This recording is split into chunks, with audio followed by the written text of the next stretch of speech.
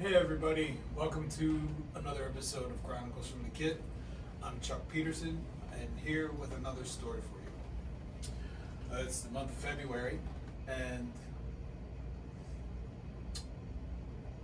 this month is one of my favorite drummers' birthday. He's born on February 5th, so by the time this episode aired, his birthday would have passed. And that drummer is named Vinnie Colaiuta. Vinnie's one of my favorite drummers, a lot of drummers' favorite drummer. You ask anybody about Vinnie, and they have nothing but nice things to say about him because his playing is just otherworldly, if you will. And we all inspire to be as good as him. Every time I hear him play, it inspires me to practice to be better. He's recorded with everybody from Sting to Frank Zappa to Take Six to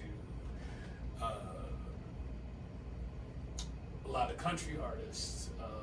Megadeth, he played on a Megadeth record. You know, the only time he's ever played metal, the first time he played metal, and he sounds like he's been doing it for years. That's just how good he is. Well, again, he's a huge inspiration. He used to hang with my dad back in the day, and my dad would tell me stories and all that stuff. And I always hoped that I would get to meet him. I knew it was going to be a fat chance, but there was always that hope. And so one year, this is back in 2000, I want to say 17, I had flown out to California for the NAMM show. And a lot of musicians, they go and hang there, check out different merchandise. I explained what NAMM was beforehand. And so that's in Anaheim, California. I was staying with a friend of mine in LA. And so I flew in on that Tuesday, so we kind of hung out in LA and all that stuff. And then, I did the first day at NAMM, which was, I believe, was a Friday. And so that Friday I go back to LA, and we stayed up all night playing Cards Against Humanity. My friend, myself, and some other friends that she had over at the house. And we all had a bit too much to drink. Or at least I did. I don't know about everybody else. So, of course, I'm jet lagged, so I'm still on Connecticut time while I'm over there. So we go to bed at 5 o'clock in the morning, which by this time, it's about 8 o'clock in the morning. And so I happened to get up around 9 o'clock LA time. And I knew we were going to be late. I wanted to go see Steve Lukather, hook up with him because I had met him previously at a Toto show. That's another story for another time. And so I wanted to go check out his panel and talk with him afterwards and all that stuff. But we were leaving. Kind of figured we were going to be on time, maybe not. We wound up getting a flat tire. So we had to call tow truck. Tow truck comes about an hour later, and it's the wrong tow truck. We have to get a flatbed, so she had to call again. And a flatbed came finally, I think after like half hour, 45 minutes after that, and got in the truck. Me and my friend's ex-boyfriend got in the truck, and she snuck in the back seat of her car and had to lay down because he wasn't, the tow truck driver wasn't allowed to have more than 3 people in his truck. So she kind of hid in the back seat of her car and just laid down there and got out once we get to the tire place. So we get there, that's another hour wait. And then once they get to her car, it's like 35 minutes and then we're out. So we decided to start driving down to Anaheim so I could get to the NAMM show, and they were going to go to Disney. And she decides to stop at Forever 21.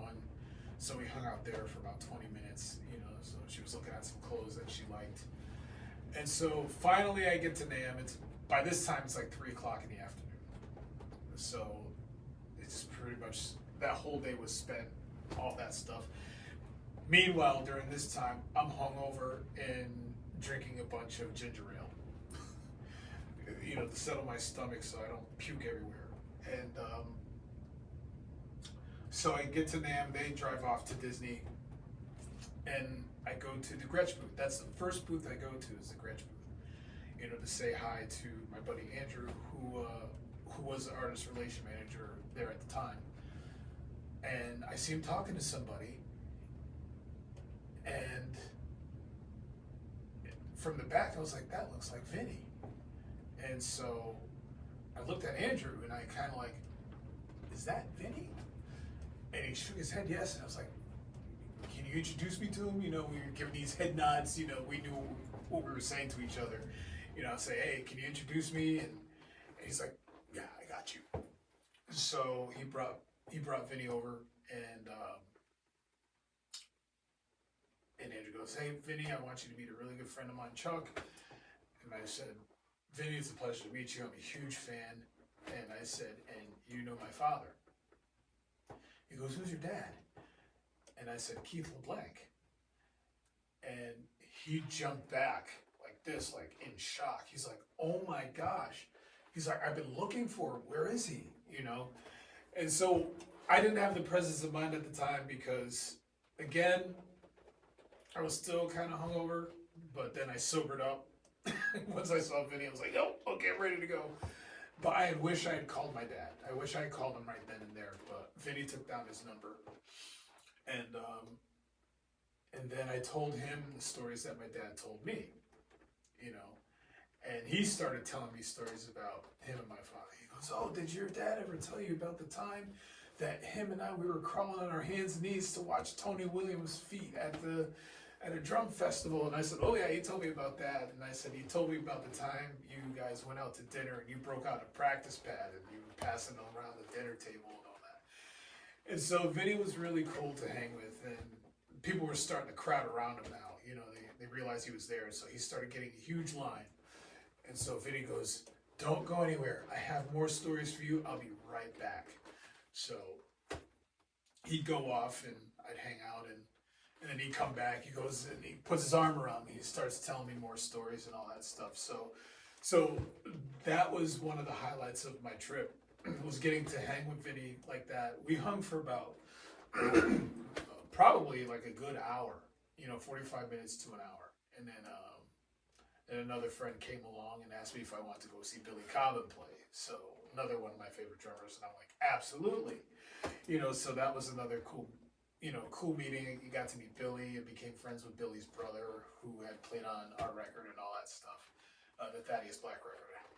So, but meeting Vinnie, that was a highlight of my trip because he is one of my ultimate favorite drummers. And I've been blessed to be able to meet a lot of my favorite drummers, but this one took the cake for me as far as meetings and all that stuff, and getting to hang, and him telling me stories about him and my dad hanging out and all that stuff. So that was really cool. So I just want to wish Vinnie a happy 70th birthday, and I figured this would be an appropriate time to tell this story on a milestone birthday. So hope you guys enjoyed this, and I will see you next month for another story. All right.